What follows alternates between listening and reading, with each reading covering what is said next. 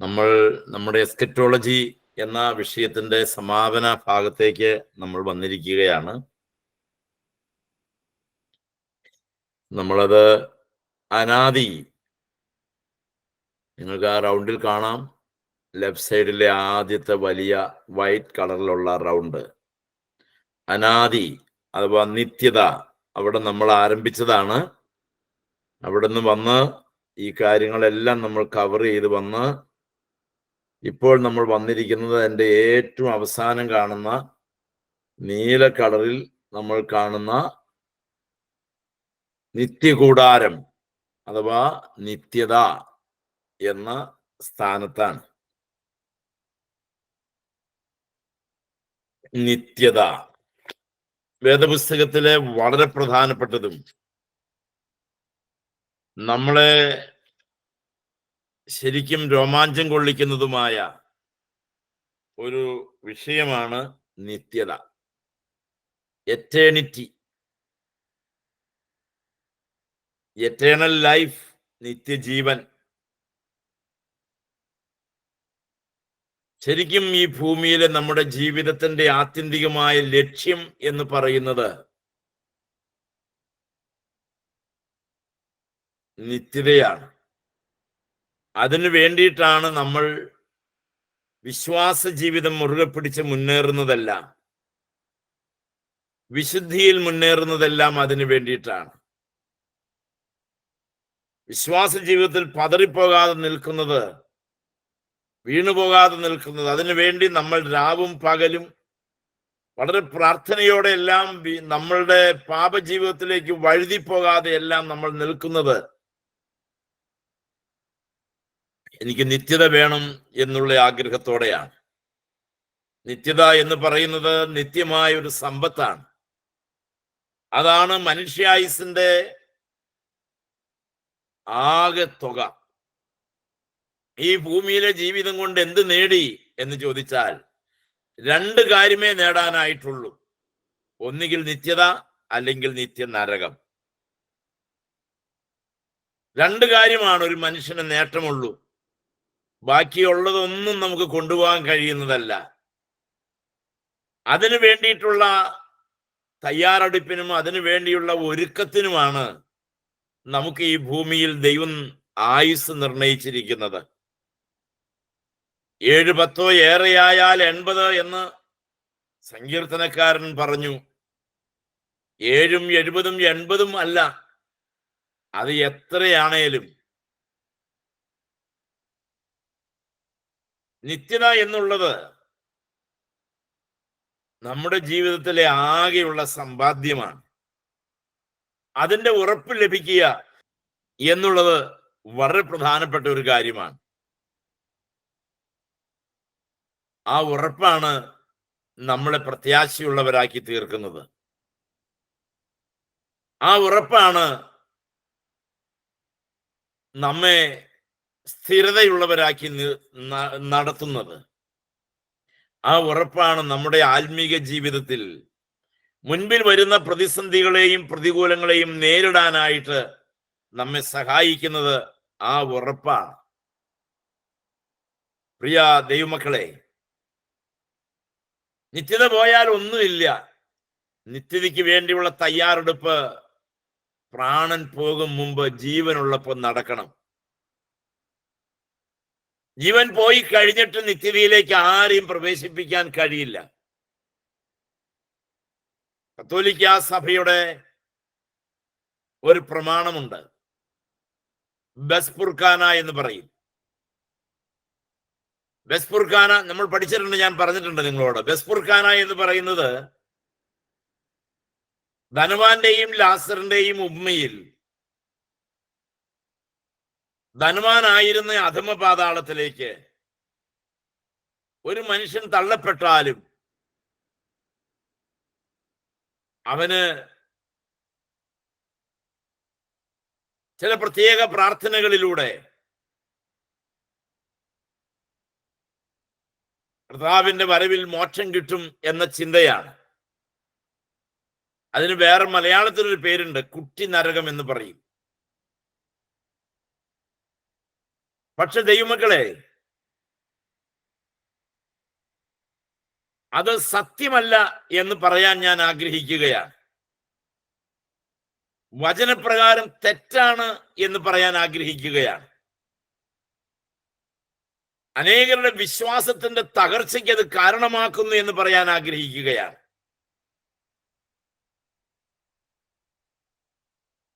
കാരണം എന്ത് പാപം ചെയ്ത് ജീവിച്ച് മരിച്ചാലും ജീവനോടിരിക്കുന്നവരുടെ പ്രാർത്ഥനയാലാണ് എനിക്ക് നിത്യത കിട്ടുന്നത് എന്നുള്ളത് എത്രയോ ആശ്വാസകരമാണ്. ജീവിച്ചിരിക്കുന്ന കാലത്ത് എനിക്ക് എങ്ങനെയും നടക്കാം, എന്തും ചെയ്യാം, എന്തും പ്രവർത്തിക്കാം. ഞാൻ മരിച്ചതിന് ശേഷം ജീവനോടിരിക്കുന്നവരുടെ കഠിനമായ പ്രാർത്ഥനയിലൂടെ എനിക്ക് നിത്യത കിട്ടും. അതുകൊണ്ട് എനിക്ക് ഒരു പ്രശ്നവുമില്ല. ഈ വിഡ്ഢിത്തരം, ഈ ഫോഷ്ക്ക്, ഈ അസത്യം വിശ്വാസികളായ നമ്മൾ ആരെങ്കിലും വിശ്വസിച്ചു പോയാൽ, അതിൻ പ്രകാരം ജീവിക്കാൻ പോയാൽ നമുക്ക് കിട്ടുന്നത് നിത്യ നരകമായിരിക്കും എന്ന കാര്യം മറക്കാതെ, എന്റെ നിത്യതയുടെ കാര്യങ്ങൾ നിത്യതയുടെ ആവശ്യങ്ങളെല്ലാം എന്റെ മരണത്തിന് മുൻപ് ഞാനത് കണ്ടെത്തണം, ഞാനത് ചെയ്തിരിക്കണം. അതിന്റെ ശേഷം ആരെങ്കിലും എന്ന് പറഞ്ഞു നിൽക്കരുത്. പ്രിയമുള്ളവരെ, ഒരിക്കലും അത് സാധിക്കുന്ന കാര്യം അല്ല, അത് അസാധ്യമാണ്. എൻ്റെ ആത്മീയ ജീവിതത്തിന്റെ ആരംഭകാലത്ത്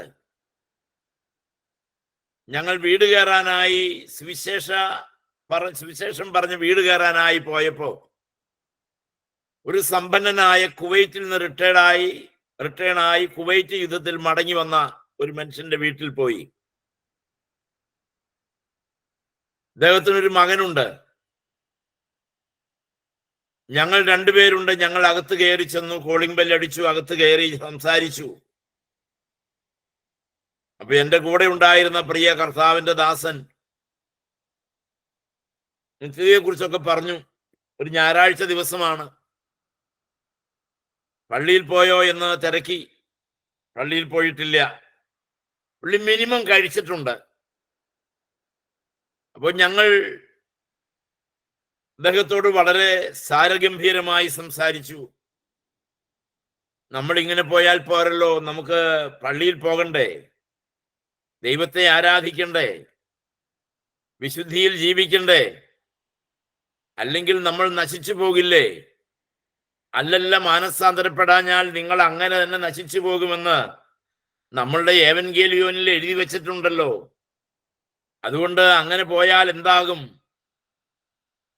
ഇത് കേട്ടത് അദ്ദേഹം മകനെ വിളിച്ചു. മകനെ വിളിച്ചിട്ട് ഞങ്ങളുടെ മുമ്പിൽ നിർത്തി. അവനോട് ചോദിച്ചു, എടാ, അപ്പം മരിച്ചാൽ നീ 40 കുർബാന ചൊല്ലിക്കില്ലേ എന്ന് അവനോട് ചോദിച്ചു. അവൻ പറഞ്ഞു, ഞാൻ ചൊല്ലിക്കും. ഉടനെ ആ മാന്യദ്ദേഹം എന്നോട് പറയാ, 40 കുർബാന ചൊല്ലുമെങ്കിൽ പിന്നെ എനിക്ക് എങ്ങനെ സ്വർഗത്തിൽ പോകാതിരിക്കാൻ പറ്റും?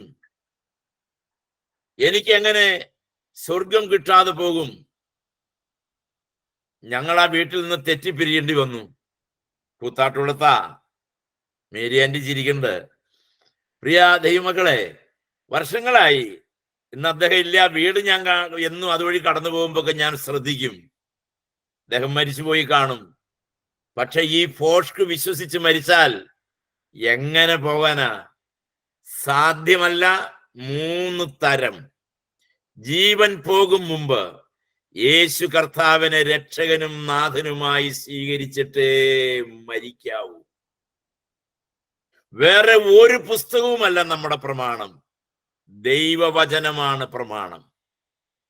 മരണത്തിന് ശേഷം ദൈവസന്നിധിയിലേക്ക് ഉള്ള പ്രവേശനം, അവന്റെ ശിക്ഷാവിധിയുടെ സമയം, ന്യായാസനത്തിന്റെ മുൻപിൽ നമ്മൾക്ക് വേണ്ടി റെക്കമെൻഡ് ചെയ്യാൻ പാസ്റ്റർമാർ വരില്ല, തിരുമേനിമാര് വരില്ല, ഇടവക വികാരി വരില്ല, ബാവമാരും മെത്രാന്മാരും ആരും ഉണ്ടാകില്ല കേട്ടോ. ദൈവത്തിന്റെ ന്യായാസനത്തിന്റെ മുൻപിൽ തന്നെ നിന്ന് കണക്ക് പറയേണ്ടി വരും. അതുകൊണ്ട് നിത്യത എനിക്ക് നഷ്ടപ്പെടരുത്.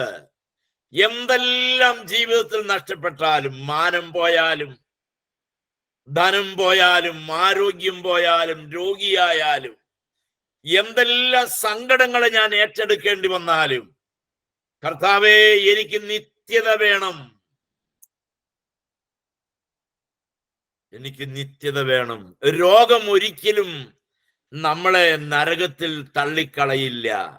രോഗം നമ്മളെ നിത്യതയ്ക്കായി ഒരുക്കും ഒരു പരിധി വരെ. താങ്കൾക്ക് ക്യാൻസർ ആണ്, 4th സ്റ്റേജ് ആന്ന് പറഞ്ഞാൽ ഒരുങ്ങാത്ത മനുഷ്യനാരാ ഉള്ളേ? അപ്പ വിളിക്കും, അയ്യോ എന്റെ ദൈവമേ എന്നറിയാതെ വിളിച്ചു പോകും. കാരണം എങ്ങനെയോ നമ്മുടെ മനസ്സിൽ കയറി കൂടിയിട്ടുണ്ട്, ഇനി മരണമാണ് എന്റെ മുൻപിലെന്ന്. ആകയാൽ ദൈവമക്കളെ, രോഗം നമ്മളെ ഒരിക്കലും നരകത്തിൽ തള്ളുന്നതല്ല, പാപം നമ്മളെ നരകത്തിൽ വിടും. ഞാൻ ഈ ഫസ്റ്റ് പാരഗ്രാഫ് ഇങ്ങനെ പറഞ്ഞ് ഈ വിഷയത്തിലേക്ക് പ്രവേശിക്കുകയാണ്. നിത്യത, അത് നമ്മുടെ ജീവിതകാലത്ത് നമ്മളുടെ ഏറ്റവും വലിയ സമ്പാദ്യമാണ്. അത് പൊന്നുപോലെ നെഞ്ചിലേറ്റി ജീവിക്കണം. പാപം ചെയ്ത് കളയരുത് കേട്ടോ, പാപം ചെയ്ത് കളയരുത്. എൻ്റെ മക്കൾ എനിക്ക് നഷ്ടപ്പെട്ടാലും, എൻ്റെ അപ്പനും അമ്മയും എനിക്ക് നഷ്ടപ്പെട്ടാലും, എൻ്റെ സഭ എന്നെ വലിച്ചെറിഞ്ഞു കളഞ്ഞാലും, എൻ്റെ പ്രിയപ്പെട്ടവർ എന്നെ തള്ളിക്കളഞ്ഞാലും, കർത്താവേ എനിക്ക് നിത്യത നഷ്ടപ്പെടരുത്. അത് എൻ്റെ സ്വന്തം കാര്യമാണ്, അത് എൻ്റേതാണ്, ഞാനത് നഷ്ടപ്പെടുത്തില്ല. ഈ ഉറപ്പ് നമ്മുടെ ഹൃദയത്തെ ഭരിക്കട്ടെ. പുതിയ ആകാശഭൂമികളിൽ നാം നിത്യത കഴിച്ചാൽ ധാരാളം മതിയാകും. എന്നാൽ അങ്ങനെയല്ല ദൈവം നിശ്ചയിച്ചിട്ടുള്ളതെന്ന്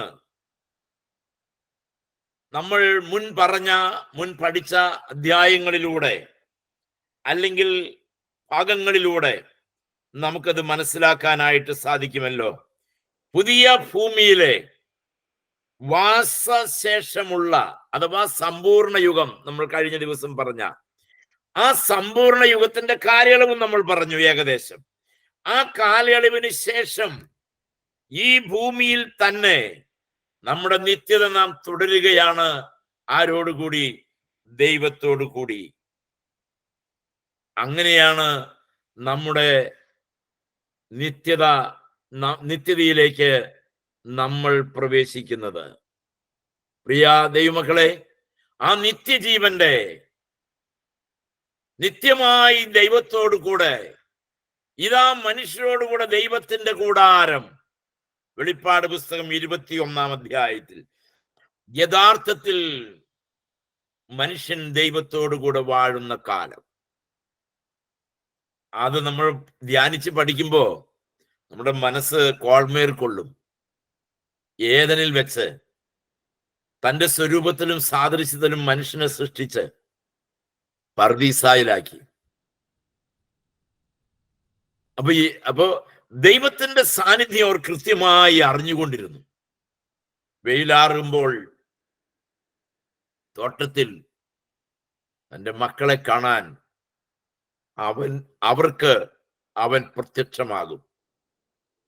നമ്മൾ ധ്യാനിക്കുമ്പോ ആദമും ഹവ്വയും ദൈവത്തോടു കൂടെ ഈ ഭൂമിയിൽ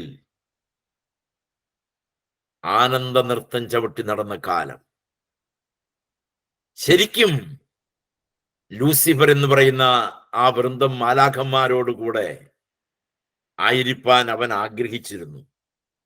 എന്നാൽ അവന്റെ ഉള്ളിലെ അഹങ്കാര നിമിത്തം അത് സാധിക്കാതെ പോയപ്പോഴാണ് ദൈവം മനുഷ്യനെ തന്റെ രൂപത്തിലും തന്റെ സാദൃശ്യത്തിലും രൂപഭാവത്തിലെല്ലാം സൃഷ്ടിച്ചാക്കി ജീവനുകളുടെ ശ്വാസമൂതി നല്ലത് എന്ന്, ഏറ്റവും നല്ലതെന്ന് ദൈവം കണ്ടു. അങ്ങനെ അവരോടുകൂടെ കഴിഞ്ഞു. എന്നാൽ സാത്താൻ ഒരുത്തൻ നിമിത്തം, പാപം നിമിത്തം ആ ബന്ധം വിച്ഛേദിക്കപ്പെട്ടു. ആ ബന്ധം നഷ്ടമായി. അവിടെ മുതൽ നിങ്ങൾ ആ ചാർട്ടിൽ കണ്ടല്ലോ, നമ്മൾ പഠിച്ചു വന്ന ഓരോ സെഷനും നമ്മളിപ്പോൾ ഏകദേശം 31 സെഷൻ നമ്മൾ കവർ ചെയ്തു. ഈ 31ാമത്തെ സെഷനാണ് ഇന്ന് നമ്മൾ എടുക്കുന്നത്. ഈ 31 സെഷനിലും ഓരോ ഘട്ടങ്ങളിലൂടെ, ഓരോ കാലഘട്ടങ്ങളിലൂടെ അങ്ങനെ കയറി ഇറങ്ങി അവസാനം ഏദനിൽ നിന്ന് ആദാം പുറത്തു പോകും മുമ്പ് എങ്ങനെ ദൈവവും ആദമുമായിട്ടുള്ള ബന്ധമുണ്ടായിരുന്നോ അതേ ബന്ധത്തിലേക്കോ അതിനേക്കാൾ വലിയ ബന്ധത്തിലേക്കോ നമ്മൾ എത്തിച്ചേരും. മരണമില്ലാത്ത, ദുഃഖമില്ലാത്ത, കണ്ണുനീരില്ലാത്ത, ആദമിനേക്കാൾ ഉപരിയായി പറഞ്ഞാൽ പാപമില്ലാത്ത, നാശമില്ലാത്ത, ശാപമില്ലാത്ത നമ്മുടെ കർത്താവിന്റെ മണവാട്ടിയായി അനന്തമായി വാഴും. അന്നാളിൽ നമ്മൾ അവനിൽ മറഞ്ഞിരിക്കും. അങ്ങനെ ഈ ലോകത്തെക്കുറിച്ചുള്ള ദൈവത്തിന്റെ ഉദ്ദേശ്യം സഫലമായി തീരുന്നു. മണവാളന്റെ ഭവനമാണത്. സഹോദരിമാരെ, വിവാഹിതരായ സഹോദരിമാരെ, നിങ്ങളുടെ വീട് ഏതാണെന്ന് നിങ്ങളോട് ചോദിച്ചാൽ നിങ്ങൾ എന്തു പറയും? നിങ്ങൾ പറയും ഭർത്താവിന്റെ വീടാണ് നിങ്ങളുടെ വീട്. ഒരുവിധം പെണ്ണുങ്ങളെല്ലാം അങ്ങനെ പറയൂ. പിന്നെ ചിലരുണ്ടല്ലോ എല്ലാം തലതിരിച്ച് പറയണവർ, അതിനെ കുറിച്ച് പറഞ്ഞിട്ട് കാര്യമില്ല. ഭർത്താവ് വിവാഹം കഴിച്ച് ഭർതൃഗ്രഹത്തിൽ വന്നാൽ പിന്നെ അതാണ് നമ്മുടെ വീട്. ഭർത്താവ് മരിച്ചാലും നമ്മൾ ആ വീട്ടിലാണ്, നമ്മുടെ മക്കളുമായിട്ട് നമ്മൾ ആ വീട്ടിൽ കഴിയും. ഭർത്താവിന്റെ വീടാണ് മണവാട്ടി എന്നയാളുടെ വീട്, മണവാട്ടിയുടെ വീട്. ഭൂമിയല്ല നമ്മുടെ വീട്. നമ്മുടെ മണവാളന്റെ ഭവനമാണ് നമ്മുടെ ഭവനം. ഇനി ഏതെങ്കിലും കാരണവശാൽ വിവാഹം കഴിച്ചു വിട്ട പെണ്ണ് അവളുടെ വീട്ടിൽ പാർക്കാമെന്ന് വിചാരിച്ചാൽ നാട്ടുകാരൊക്കെ വടിയും വാളുമായിട്ട് ചെല്ലും. എന്തടി പോകാത്ത, നീ എന്താ കെട്ടിച്ചിട്ടിട്ട് ഇവിടെ വന്ന് കിടക്കണെന്നാവും. ദൈവമക്കളെ, നമ്മുടെ വീട്ടിൽ കിടക്കാൻ പറ്റില്ല. നമ്മളുടെ ഭവനം മണവാളന്റെ ഭവനമാണ്. മണവാളന്റെ ഭവനത്തിന്റെ പ്രത്യേകത നിത്യതയാണ്. നിത്യത. എന്നും അവനോടൊപ്പം. ഞാൻ ശരിക്കും നിങ്ങൾക്ക് ക്ലാസ് എടുക്കാനായിട്ട് ഞാൻ അതിന്റെ ഭാഗങ്ങളിലൂടെ എല്ലാം എൻ്റെ കണ്ണ് കയറി ഇറങ്ങിപ്പോയപ്പോ ദൈവത്തിന് സ്തോത്രം. ദൈവമക്കളെ, നമ്മൾ അനുഭവിച്ചതിനും അനുഭവിക്കുന്നതിനും എല്ലാം അവൻ പൂർണ്ണ പ്രതിഫലം തരും. ഞാൻ താമസിക്കുന്ന എൻ്റെ മോളുടെ വീട്ടിലാണല്ലോ. അവള് കൊച്ചു പ്രായത്തിൽ മുതലേ, പിന്നെ അധികം ബന്ധങ്ങൾ ഞങ്ങൾ തമ്മിൽ ഉണ്ടായിട്ടില്ല. എന്ന് പറഞ്ഞാൽ മോളാണ്, പക്ഷെ ഞങ്ങളുടെ കാര്യങ്ങളൊന്നും കൊച്ചിന് അറിയില്ലല്ലോ. വൈകുന്നേരങ്ങളിൽ ഇരുന്ന് ഇത് ഞാൻ പറയുമ്പോ അവള് കണ്ണുനീരോടെ അത് കേൾക്കും. കടന്നു വന്ന എന്നാലും ചാച്ചാന്നും പറഞ്ഞ് അവൾ തുടങ്ങും. ജീവിതത്തിൽ കടന്നു പോകാത്ത മേഖലകളില്ല, ചവിട്ടിക്കയറാത്ത പടവുകളില്ല. ഈ ആത്മീയ ജീവിതത്തിന് മുമ്പുള്ളത് പോട്ടെ, വിശ്വാസത്തിൽ വന്നതിന് ശേഷം കുതിച്ചു കയറിയ പാമ്പും തേളും നിറഞ്ഞ വഴികളെ കുറിച്ച് ഇന്നലെ വൈകുന്നേരം അത് കുറെ കേട്ടപ്പോ അവള് പറയായിരുന്നു. ഞാൻ പറയട്ടെ ദൈവമക്കളെ, നിശ്ചയമായും ഒറ്റ പ്രത്യാശ കൊണ്ടാണ്, ഒരേ ഒരു പ്രത്യാശ കൊണ്ട് മണവാളന്റെ വീട്ടിൽ നിത്യവും പാർക്കാമല്ലോ. ഈ ഭൂമി നമ്മുടേതല്ല, ഈ ഭൂമി ശാശ്വതമല്ല. ആകാശം മാറും, ഭൂമി മാറും, നമ്മളുടെ കയ്യിലുള്ളതെല്ലാം നമുക്ക് നഷ്ടപ്പെടും. എന്നാൽ മണവാളന്റെ വീട്ടിൽ എനിക്ക് ശോഭനമായൊരു ഭാവിയുണ്ട്. അന്നാളിൽ നാം അവനോടുകൂടെ വാഴും. Praise the Lord. മണവാളനും മണവാട്ടിയും കൂടി ജീവിതം മണവാളന്റെ ഭവനത്തിൽ നന്നായി ആസ്വദിക്കും. ദൈവമക്കളെ, അങ്ങനെ നമ്മുടെ മണവാളന്റെ വീട്ടിൽ ദീർഘകാലം വാഴും. ഈ ചിന്ത നമ്മളെ ഭരിക്കുന്നുണ്ടെങ്കിലല്ലോ, മരണം എന്നുള്ളത് പുല്ലാണ്. രോഗം നമുക്കൊരു പ്രശ്നമേ അല്ല. മരണത്തെ നമ്മൾ ധൈര്യപൂർവം സ്വീകരിക്കും. മരണാനന്തര ജീവിതത്തെ കുറിച്ചുള്ള കൃത്യമായ അറിവില്ലാത്തവരാണ് ഒരു ചെറിയ കാര്യം വരുമ്പോഴത്തേക്കും അയ്യോ 10 അടിച്ച് BP കൂട്ടി കറങ്ങി നടക്കുന്നത്. എന്നെ വരാനാ? എന്ത് സംഭവിക്കാനാ? ഒന്നും സംഭവിക്കാനില്ല. ഒരു മനുഷ്യനൊരു ജീവിതത്തിൽ മാക്സിമം വരാൻ പോണത് എന്നതാ? മരണമാണ്. ഇനി അതിന്റെ അപ്പുറത്തൊന്നും വരാനില്ലല്ലോ.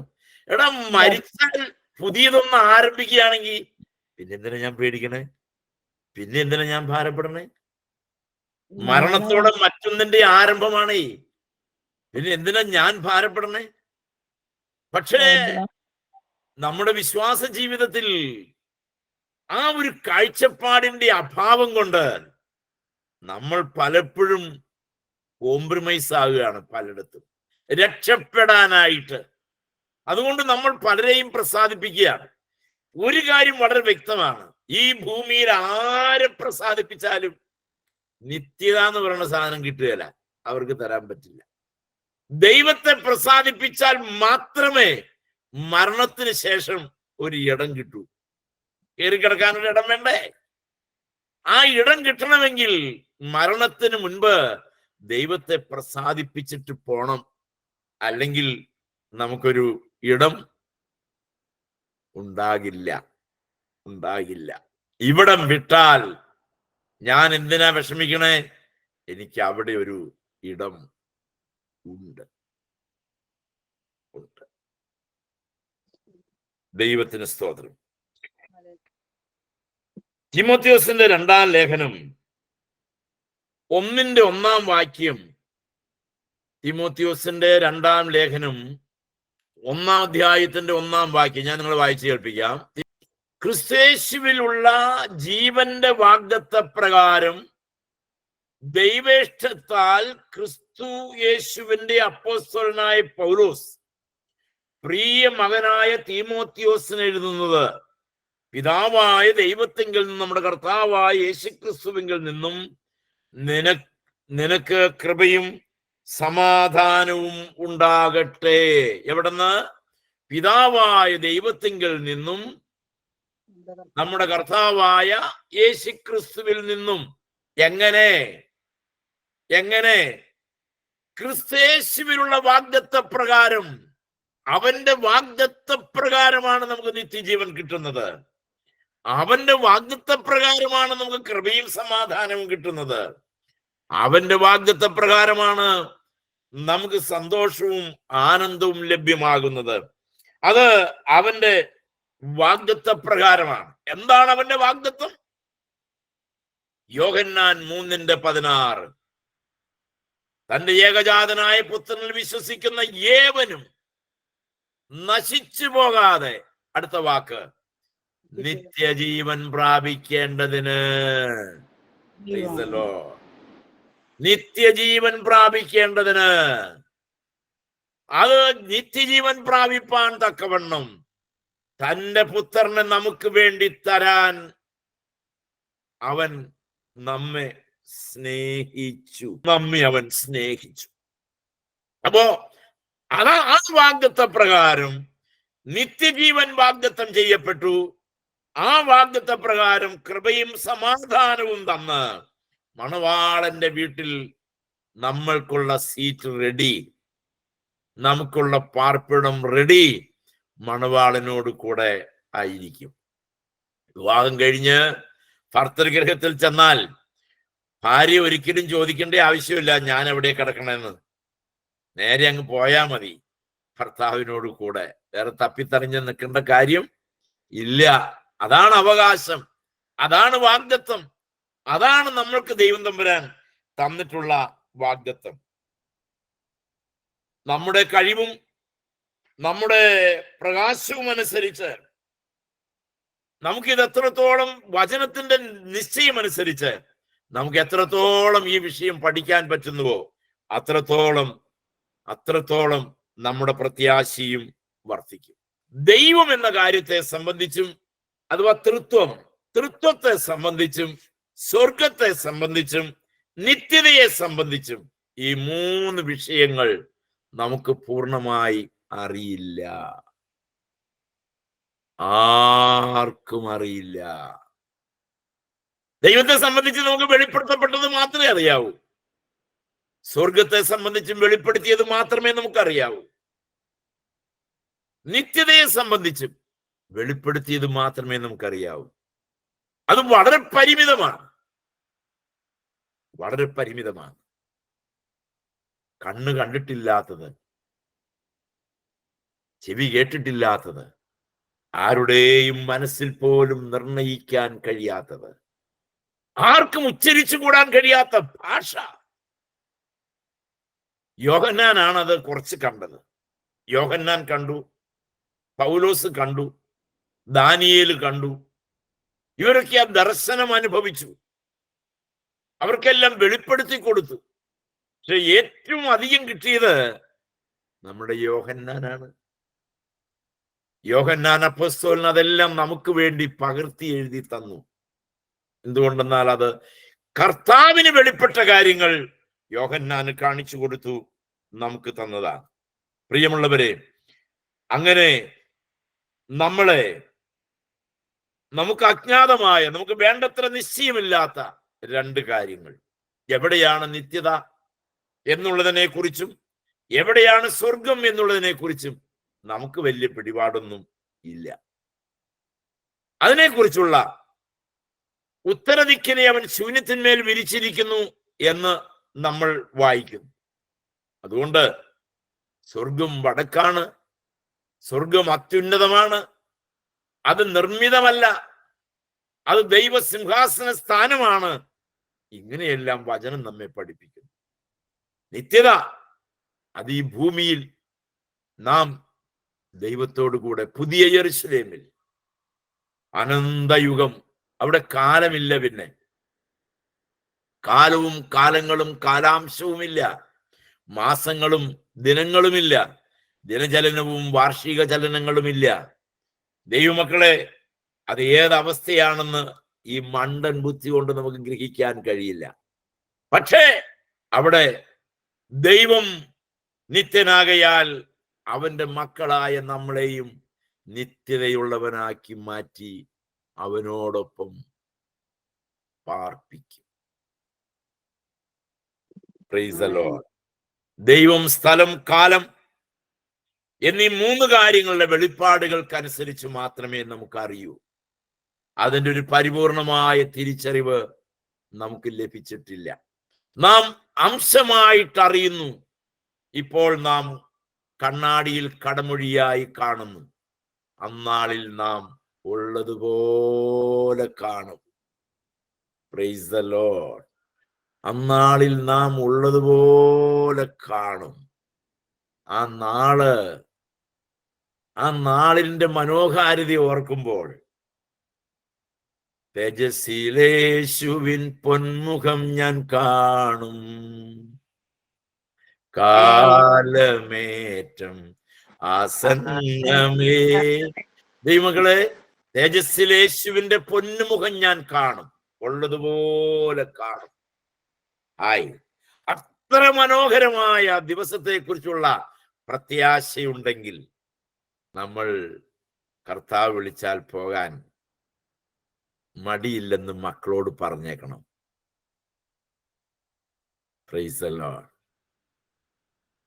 വയറും വള്ളിയും വലിച്ച് എൻ്റെ ഭൂമിയിലിട്ട് എൻ്റെ ജീവിതം കോഞ്ഞാട്ടയാക്കി കളയരുതെന്ന് പറയണം.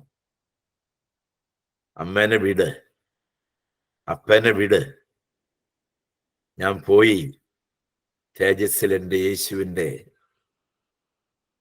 പൊന്നുമുഖം ഒന്ന് കാണട്ടെ. Price the Lord. ഭൂമിയിൽ ദൈവം തന്ന ആയുസ്സും ആരോഗ്യവും മറ്റാർക്കും പണയം വയ്ക്കാതെ, മറ്റൊന്നിനും പണയം വയ്ക്കാതെ, അതെനിക്ക് ജീവൻ തന്നവന് വേണ്ടി മാത്രമുള്ളതാണെന്ന് ഞാൻ ആർക്കും കൊടുക്കില്ല. എന്റെ ശേഷിക്കുന്ന ജീവിതം എൻ്റെ യേശുവിനും മാത്രം. ഞാൻ ആർക്കും കൊടുക്കില്ല. എന്തെല്ലാം എനിക്ക് നഷ്ടപ്പെട്ടാലും എനിക്ക് നിത്യത വേണം. എൻ്റെ നിത്യതയെ നഷ്ടപ്പെടുത്താൻ വീട്ടിലുണ്ട് ചില സാധനങ്ങൾ. നമ്മൾ അതിലെല്ലാം പ്രകോപിതരായി തീരും. നമ്മുടെ വീട്ടിലെ മക്കളാകാം, ഭാര്യയാകാം, ഭർത്താവാകാം, സമ്പത്താകാം, കോഴിയാകാം, കാക്കയാകാം, പട്ടിയാകാം, പൂച്ചയാകാം, ധനമാകാം. ഇതൊന്നും എൻ്റെ ആത്മീക ജീവിതത്തിലെ തീരുമാനത്തെ ബാധിക്കാതെ ഇരുകൈ കൊണ്ടും മാറ്റണം. ഞാനിത് സംസാരിച്ചിട്ടുള്ളപ്പോൾ ചില സ്ത്രീകൾ എന്നോട് പറഞ്ഞിട്ടുണ്ട്, സാറിന് അങ്ങനെയൊക്കെ പറയാം. ഭർത്താവുണ്ട് എനിക്ക്, ഭർത്താവുണ്ട്, പക്ഷെ ആ പുള്ളിക്ക് ഈ കാര്യത്തിൽ എന്നാ ഗ്യാരണ്ടി? ആയിക്കോട്ടെ, ഭർത്താവുണ്ടായിക്കോട്ടെ, മക്കളുണ്ടായിക്കോട്ടെ, നിത്യത അവനവന്റെ കാര്യ. ഈ എക്സംഷൻ ഒന്നും അവിടെ കിട്ടുകയില്ല. മത്തായി സാറിന്റെ അടുത്ത് കുഴപ്പമില്ല, പക്ഷെ തമ്പുരാന്റെ അടുത്ത് ആ എക്സ്ക്യൂസ് ഒന്നും നടക്കുകയില്ല. ഓക്കെ ദൈവമക്കളെ, അതുകൊണ്ട് നമുക്കങ്ങനെ മുൻപോട്ട് വരാം. അല്പത്തിൽ വിശ്വസ്തനായവനെ അവൻ അധികത്തിൽ വിശ്വസ്തനാക്കും. അവൻ നമുക്ക് പ്രതിഫലങ്ങളെ നൽകും. ഞാന് വേദപുസ്തകത്തിലെ ഏറ്റവും ഇന്ന് നമ്മുടെ വിഷയം തീരുക, വേദപുസ്തകത്തിലെ നിത്യ എന്ന വാക്കിന് എന്നതിന് അന്തമില്ലാത്ത നിത്യതയെ കാണിക്കുവാനായിട്ട് ഉപയോഗിച്ചിട്ടുള്ള ഒരു വാക്കുണ്ട്, അയ്യോനിയോസ് എന്നാണ്. അയ്യോനിയോസ്, ഞാൻ സ്പെല്ലിംഗ് പറഞ്ഞുതരാം.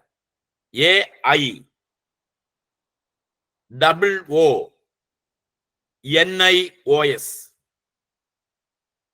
അയ്യോനിയോസ് എന്ന ഒരു ഗ്രീക്ക് പദമാണ് ഉപയോഗിച്ചിട്ടുള്ളത്. അതുകൊണ്ടാണ് പുതിയ യെരൂശലേമിലെ ഓരോ ഭാഗങ്ങളെ കുറിച്ചും ഉള്ള വെളിപ്പെടുത്തലിന്റെ ഭാഗമായിട്ടാണ് ലൂക്കോസ് 16:9 ഇങ്ങനെ പറയാൻ കാരണമായി തീർന്നത്. ലൂക്കോസ് 16:9 ഞാൻ നിങ്ങളെ വായിച്ചു കേൾപ്പിക്കാം. അവിടെ 16:9 വാക്യം ഇങ്ങനെയാണ്: അനീതിയുള്ള മാമോനെ കൊണ്ട് നിങ്ങൾക്ക് സ്നേഹിതന്മാരെ ഉണ്ടാക്കിക്കൊള്ളുവീൻ എന്ന് ഞാൻ നിങ്ങളോട് പറയുന്നു.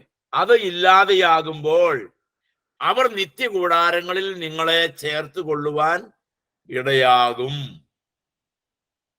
അപ്പോ അതില്ലാതെയാകുമ്പോൾ, അവർ ഇല്ലാതെയാകുമ്പോൾ എന്നല്ല, അതില്ലാതെയാകുമ്പോൾ, അനീതിയുള്ള മാമോൻ നിനക്ക് ഇല്ലാതെയാകുമ്പോൾ നിത്യകൂടാരം നിനക്ക് ലഭ്യമാകും. നിത്യകൂടാരങ്ങൾ നമുക്ക് തടസ്സമായി, നിത്യകൂടാരങ്ങൾക്ക് തടസ്സമായി മാമോൻ ഒരിക്കലും മാറരുത്. പണം, പെണ്ണ്, പദവി, ഈ 3 കാര്യങ്ങൾ നമ്മുടെ നിത്യതയ്ക്ക് വില്ലന്മാരാണ്. നമ്മുടെ ജീവിതം, വിശ്വാസ വിശുദ്ധ ജീവിതം തകർത്ത് കളയുന്ന 3 ഘടകങ്ങളാണ്. അതിന്റെ ട്രാപ്പുകളിൽ നാം ചെന്ന് പെട്ടാൽ രക്ഷപ്പെടാൻ വല്ലാത്ത ഭാരമാണ്.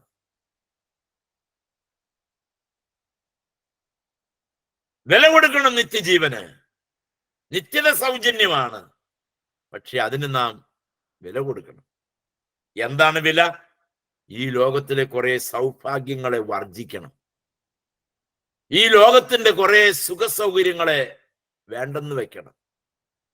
ഈ നമ്മുടെ നേരെ കൈ നീട്ടി തരുന്ന കുറെ കുറെ കുറെ കുറെ ഇണ്ടാസുകൾ എനിക്ക് വേണ്ട എന്ന് വെക്കണം. ഞാൻ അമേരിക്കയിലാണ്, അതുകൊണ്ട് എനിക്കിത് വേണം. ഓരോ രാജ്യം നോക്കിയല്ല. അമേരിക്കക്കാരൊക്കെ വരട്ടെ, അവർക്കുള്ള പ്രമാണം വേറെ. അങ്ങനെയില്ല. ഈ ലോകത്തുള്ള എല്ലാവർക്കും ഒറ്റ പ്രമാണമേ ഉള്ളൂ, ഒറ്റ വചനമേ ഉള്ളൂ. അവരെ വചനത്തോടെ ന്യായം വിധിക്കും. അത് അമേരിക്കക്കാരനായാലും കാനഡക്കാരനായാലും. അപ്പൊ ഏതായിരുന്നാലും നിത്യത, അത് നമുക്ക് അതിന് വില കൊടുക്കണം. സൗജന്യമാണ്, ദൈവം നമുക്ക് തരുന്ന സൗജന്യമാണ്. പക്ഷെ അതിന് നമുക്ക് ഇഷ്ടപ്പെട്ട ചിലത് വേണ്ടെന്ന് വെക്കണം, ഇഷ്ടമില്ലാത്ത ചിലത് വേണമെന്ന് വെക്കണം. മുഖം മാറ്റിയിട്ട് കാര്യമില്ലല്ലോ. അങ്ങനെ ചിലത് വർജിച്ചും ചിലത് സ്വീകരിച്ചും, ചിലതിൻ്റെ നേരെ കണ്ണടച്ചും ചിലതിൻ്റെ നേരെ കണ്ണു തുറന്നു മുൻപോട്ട് പോയാലേ നമുക്ക് നിത്യത കിട്ടൂ. പാട്ടും പാടി കയറാമെന്നൊന്നും ആരും വിചാരിക്കണ്ട. അങ്ങനെയൊന്നും പാട്ടുപാടിയാലും ഉന്തിയാലും തള്ളിയാലും ഒന്നും അങ്ങോട്ട് പോകാൻ പറ്റിയല്ല. Price the Lord. യെശയ്യാ പ്രവാചകന്റെ പുസ്തകം 4:6 വാക്യം ഇങ്ങനെയാണ്. അതും കൂടി വായിച്ച് ഞാൻ അവസാന ഭാഗത്തേക്ക് വരാം.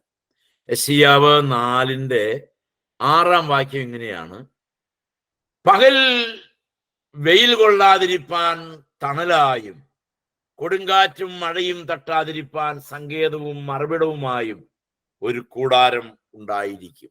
ഇസ്രായേൽ ജനത്തിന് അവർ അന്ന് അനുഭവിച്ച അവരുടെ തീവ്രമായ ജീവിതയാത്രയിൽ ദൈവം അവർക്ക് കൊടുത്ത, പ്രവാചകനിലൂടെ കൊടുത്ത ഒരു ആശ്വാസ വാക്യമാണ്, വാഗ്ദത്തമാണ്. നിങ്ങൾക്ക് ഒരു കൂടാരം ഉണ്ടാകും. അന്ന് ആ കാലഘട്ടത്തിൽ വെയിലും കൊടുങ്കാറ്റുമൊക്കെ ആയിരുന്നു അവരുടെ സുരക്ഷിതത്വത്തിന് ഭീഷണിയെങ്കിൽ അന്ന് യഹോവയായ ദൈവം അവരോട് പറഞ്ഞു, നിങ്ങൾ വിഷമിക്കണ്ട, നിങ്ങൾക്കൊരു കൂടാരം ഉണ്ടാകും. മക്കളെ, ഇന്നും ഈ ഭൂമിയിലെ ജീവിതയാത്രയിൽ നമുക്കൊരു നിത്യകൂടാരമുണ്ട് എന്ന് നമ്മൾ ഓർത്തിരിക്കുക. വേദപുസ്തകത്തിലെ ഏറ്റവും അവസാനത്തെ വാക്യം എന്ന് കഴിഞ്ഞ പ്രാവശ്യം ഞാൻ പറഞ്ഞു നിർത്തിയത്, ഞാനത് ആവർത്തിക്കുകയാണ്. കൊരിന്ത്യർക്ക് എഴുതിയ 1-ാം ലേഖനം 15-ാം അധ്യായം 28-ാമത്തെ വാക്യം: എന്നാൽ അവന് സകലവും കീഴ്പ്പെട്ടു വന്ന ശേഷം ദൈവം സകലത്തിലും സകലവുമാകേണ്ടതിന് പുത്രൻ താനും സകലവും തനിക്ക് കീഴാക്കി തന്നവന് കീഴ്പ്പെട്ടിരിക്കും. അതാണ് വേദപുസ്തകത്തിലെ ഭാവികാല സംഭവങ്ങളുടെ ലാസ്റ്റ് ചാപ്റ്റർ. പുത്രൻ താനും പിതാവിന് കീഴ്പ്പെടും. എങ്ങനെ? ആദമിനെ സൃഷ്ടിക്കുന്നതിന് മുൻപ് പിതാവും പുത്രനും പരിശുദ്ധാത്മാവും മാത്രമേ ഉണ്ടായിരുന്നുള്ളൂ. സ്നേഹപരവശനായ ദൈവം നാം നമ്മുടെ സ്വരൂപത്തിലും സാദൃശ്യത്തിലും മനുഷ്യനെ ഉണ്ടാക്കുക എന്ന് പറഞ്ഞപ്പോൾ തന്റെ അനാദി നിർണയത്തിൽ അവൻ തെറ്റിലേക്ക് പോകുന്നത് തന്റെ നിർണയപ്രകാരം കണ്ടു. ഞാൻ നിങ്ങളോട് ഈ വാക്യം പറഞ്ഞു തന്നിട്ടുണ്ട്. ആ അനാദി നിർണയപ്രകാരം കണ്ട തൃത്വം ഒരുമിച്ച് ചിന്തിച്ചു, അങ്ങനെ മനുഷ്യൻ വഴിതെറ്റിപ്പോയാൽ അവനെങ്ങനെ നമുക്ക് തിരിച്ചു കൊണ്ടുവരാം? അപ്പൊ പുത്രൻ പറഞ്ഞു, ഞാൻ ആ കാര്യമേറ്റു, ഞാൻ അവരെ മടക്കിക്കൊണ്ടുവരാം. ഉടനെ തന്നെ പിതാവായ ദൈവം പറഞ്ഞു, നീ എന്റെ പുത്രൻ, ഇന്ന് ഞാൻ നിന്നെ ജനിപ്പിച്ചിരിക്കുന്നു. നീയാകുന്നു അവകാശി എന്ന് പറഞ്ഞ് നിന്നെ അവർ കൊല്ലും, അടക്കും, കല്ലറയിൽ വെക്കും, പക്ഷെ ഞാൻ നിന്നെ ഉയർപ്പിക്കും. Price the Lord. അങ്ങനെ കർത്താവ് ആ ഡ്യൂട്ടി ഏറ്റെടുത്തു. അവന്റെ ചുമതല തീരുന്നത് ഈ വാക്യം പറഞ്ഞാണെന്നാണ് ഭക്തന്മാർ നമ്മളെ പഠിപ്പിക്കുന്നത്.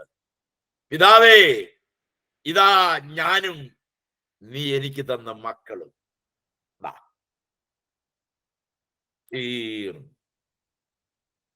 ഇപ്പോ ആദം മാത്രമല്ല, ഒടുക്കത്തെ ആദാമായ ക്രിസ്തു നിമിത്തം പിശാചിന്റെ സന്തതികളായ ആയിപ്പോയ മാനവരാശിയെ തന്റെ സ്വന്തം രക്തത്താൽ വീണ്ടെടുത്ത് കോടാനുകോടി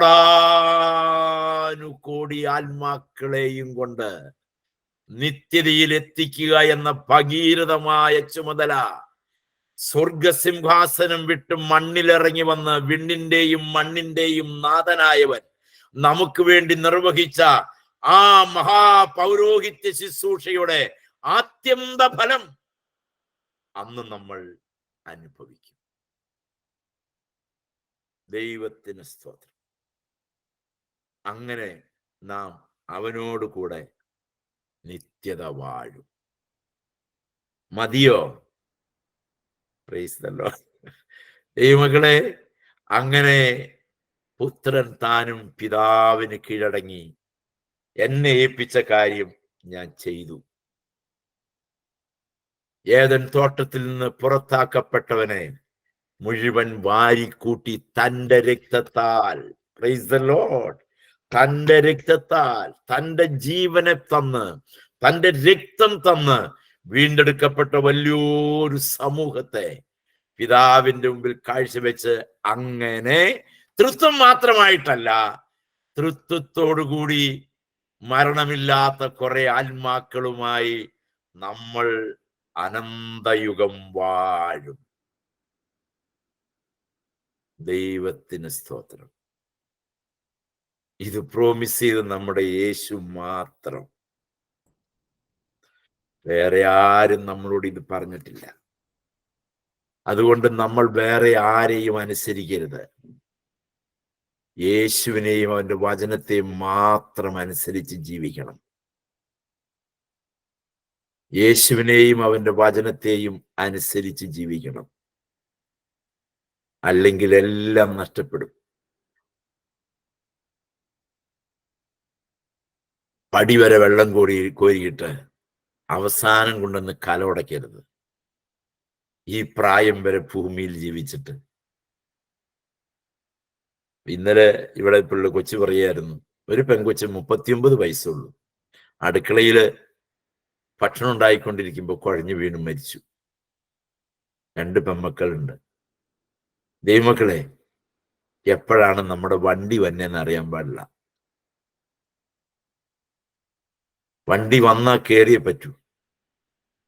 ഏറുമ്പോ ലജ്ജിപ്പാൻ സംഗതിയില്ലാത്ത, എന്റെ നിത്യത നഷ്ടപ്പെടാതെ വണ്ണം കരുതലോടെ ഇരിക്കണം. കരുതലോടെ. വെട്ടിപ്പിടിക്കാൻ ഓടരുത്. തത്രപ്പാട് കാണിക്കരുത്. അടങ്ങി ഒതുങ്ങി യേശു അപ്പച്ചന്റെ കൂടെയാണ് ഞാനെന്നുള്ള വലിയ ബോധ്യത്തോടെ ജീവിക്കണം. നിത്യതയിൽ നമുക്കെല്ലാവർക്കും ഒരുമിച്ച് കാണണം. എഴുതി വെച്ച ഡയറി ഒന്നും അങ്ങോട്ട് കൊണ്ടുപോകാൻ പറ്റൂല്ലോ. എഴുതി വെച്ച ഡയറി ഒന്നും നമ്മുടെ കൂടെ പോരില്ല. എഴുതി വെച്ച വചനം നമ്മളോടൊപ്പം കാണും. അതുകൊണ്ട് നമുക്ക് അവിടെ കാണണം. എവിടെ വെച്ചും സംഭവിക്കട്ടെ, എന്തും വരട്ടെ, എന്തും വരട്ടെ, എന്തും വരട്ടെ, എനിക്ക് നിത്യത വേണം. മതി, മതി, നേടിയതൊക്കെ മതി. ഈ ലോകത്തിന് വേണ്ടി അധ്വാനിച്ചതൊക്കെ മതി. എനിക്കിനി എൻ്റെ യേശുവിന് വേണ്ടി കുറെ പണിയെടുക്കണം. ദൈവത്തിന് സ്തോത്രം. ഇവിടെ കാശ് നഷ്ടപ്പെട്ടവരെ കുറിച്ച് മണി മോണിറ്റൈസേഷൻ വന്നല്ലോ. ഈ നോട്ട് നിരോധനം. ഇന്നലെ ഇവിടെ ഇരുന്ന് ഞങ്ങൾ സംസാരിക്കും. നോട്ട് നിരോധനം വന്നപ്പോ ഇവിടെയല്ല പല പ്രമാണിമാരുടെയും ലക്ഷങ്ങൾ പോയി. അവർക്ക് ഇത് മാറാൻ നിവൃത്തിയില്ലാണ്ടായി പോയി. ഇവിടുന്ന് കൊണ്ടുപോയി നാട്ടില് ഇന്ത്യൻ റുപ്പി ആക്കിയാൽ ഇതിന്റെ ടാക്സിന്റെ പ്രശ്നം ഉണ്ടാകാതിരിക്കാൻ വേണ്ടിയിട്ട് അതെല്ലാം സൂക്ഷിച്ച് വെച്ചേർന്നത്. മാറ്റണമെങ്കിൽ ആരെങ്കിലും എടുത്തു കൊടുക്കണ്ടേ? ഇത് എടുത്തുകൊണ്ടുപോയി ബാക്കി കൊടുത്തിട്ട് വേണമല്ലോ മാറാൻ. പക്ഷെ ഇത് മാറാൻ പോകാൻ ഇവർക്ക് പലർക്കും പറ്റിയില്ല. വളരെ ചെറുതിയിൽ അനേകരുടെ ലക്ഷങ്ങൾ പോയി എന്നൊക്കെ ഇവിടെ ഇരുന്ന് പറയായിരുന്നു. ഈ സമ്പാദിച്ചു വെച്ചത് മാറാൻ പറ്റാത്തൊരു കാലം വരും. അതുകൊണ്ട് നിങ്ങളുടെ നിക്ഷേപം സ്വർഗത്തിൽ ശേഖരിപ്പീൻ. ചുരുക്കത്തിൽ അറ്റ്ലീസ്റ്റ് 10-1 സുവിശേഷ വേലയ്ക്ക് വേണ്ടി കൊടുക്കുക. അതും കൂടി ബാങ്കിലിട്ട് സൂഹിക്കല്ലേ. ഏതായാലും പോവും, ഏതായാലും പോവും, കണ്ടിപ്പാ പോവും. എങ്കിൽ പിന്നെ എങ്കിൽ പിന്നെ അത് കർത്താവിന്റെ വേലയ്ക്ക് വേണ്ടി കുറച്ച് കൊടുത്താൽ അങ്ങനെയെങ്കിലും കുറച്ച് നിക്ഷേപം സ്വർഗത്തിൽ കാണുമല്ലോ. അതുകൊണ്ടാണ് അനീതിയുള്ള മാമോന്റെ കാര്യം പറഞ്ഞത്. അത് നഷ്ടപ്പെടുന്ന കാലത്ത് നിത്യകൂടാരങ്ങളിൽ നിന്നെ ചേർത്തോളൂ. Price the Lord. കർത്താവ് അതിനെ സഹായിക്കട്ടെ.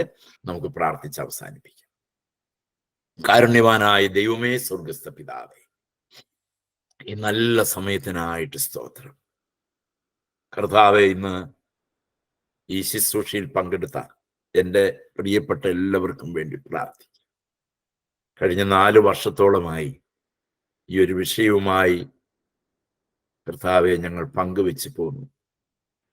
നിന്റെ പൊന്നുകരങ്ങളിലേക്ക് ഞങ്ങളെ സമർപ്പിക്കുകയാണ്. നിത്യത വിലയേറിയതാണ്, അത് ഞങ്ങൾക്ക് നഷ്ടപ്പെടരുത്. നിത്യജീവന്റെ ഉറപ്പ് ഞങ്ങൾക്ക് വേണം, അത് ഞങ്ങൾക്ക് അന്യം തിന്നു പോകരുത്. എന്തെല്ലാം നഷ്ടപ്പെട്ടാലും നിത്യത വേണം. ഇനി അല്പകാലമേ ഉള്ളൂ എന്ന് ഞങ്ങൾ അങ്ങ് വിശ്വസിക്കുക. എന്ന് എപ്പോൾ എങ്ങനെ ആണെങ്കിലും ഞങ്ങൾക്ക് നിത്യത വേണം.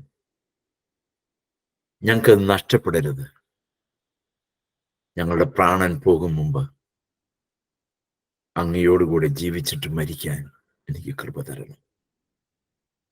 കർത്താവേ, നിനക്ക് ഒത്തിരി നന്ദി ദൈവമേ.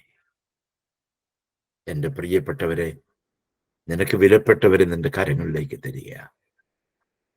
അടിയന്റെ കൊച്ചു ജീവിതകാലത്ത് ഒരു യോഗ്യതയും കഴിവും പ്രാപ്തിയും ഒന്നുമില്ലെങ്കിലും നീ തന്നത് പറ്റുന്നത് പോലെ നിന്റെ മക്കൾക്ക് കൈമാറി. എത്ര പേരത് പ്രയോജനപ്പെടുത്തുന്നു എനിക്കറിയില്ല. ഈ അപ്പത്തെ വെള്ളത്തിന്റെ മീതെ എറിഞ്ഞു. ഞാൻ വിശ്വസിക്കുന്നത് ഒരു ദിവസം പൊങ്ങി വരും. കർത്താവെ, ഞങ്ങൾക്കൊരു സൈന്യമായി അങ്ങയുടെ മുൻപിൽ മണവാളന്റെ വീട്ടിൽ ഒരുമിച്ച് കഴിയാൻ, ഒരു വീട്ടിൽ ഒരപ്പനോടുകൂടെ ഒന്നിച്ച് കഴിയാൻ ഒരു ദിവസം നീ തരണമേ. അതിൽ കുറഞ്ഞൊന്നും ഞങ്ങൾക്ക് വേണ്ട. ഞങ്ങളെല്ലാവരെയും അതിന് പ്രാപ്തരാക്കണം. കർത്താവെ, നീ മഹത്വമെടുക്കണം.